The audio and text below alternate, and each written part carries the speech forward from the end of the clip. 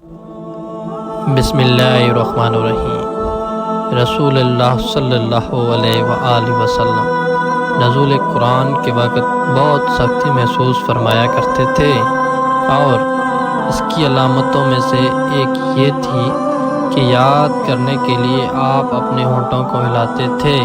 इब्न अब्बास रज़ी अल्लाह ताला अन्हो ने कहा, मैं अपने होंठ हिलाता हूँ जिस तरह आप हिलाते थे।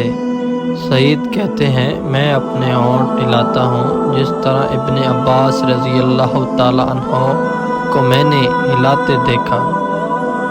फिर उन्होंने अपने होंठ हिलाए। इब्न अब्बास रज़ी अल्लाह ताला अन्हो ने कहा, फिर ये आयत उतरी कि ऐ मोहम्मद, कुरान को जल्द जल्द याद करने के लिए अपनी ज़बान ना हिलाओ और इसका जमा कर देना और पढ़ा देना हमारा ज़िम्मा है।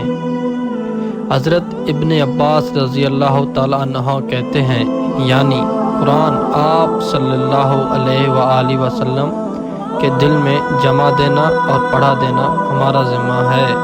फिर जब हम पढ़ चुके तो उसे पढ़ा हुए की इत्तबा करवा। इब्न अब्बास रज़ी अल्लाह ताला अन्हा फरमाते हैं, इसका मतलब ये है कि आप इसको खामोशी के साथ सुनते रहो, उसके बाद मतलब समझा देना हमारा ज़िम्मे है। फिर यकीनन ये हमारी ज़िम्मेदारी है कि आप इसको पढ़ो, यानी इसको महफूज कर सको। चनाचा इसके बाद जब आपके पास हज़रत जिब्राइल अलैहिस्सलाम वही लेकर आते तो आप तवज्जो से सुनते।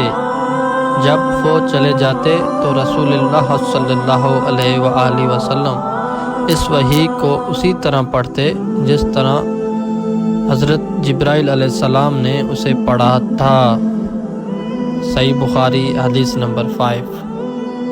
रसूलुल्लाह सल्लल्लाहु अलैहि वआलिहि वसल्लम सब लोगों से ज़्यादा जूद सखी थे और रमज़ान में दूसरे औकात के मुकाबले में जब जिब्राइल आप सल्लल्लाहु अलैहि वआलिहि वसल्लम से मिलते बहुत ही ज़्यादा जूद व करम फरमाते।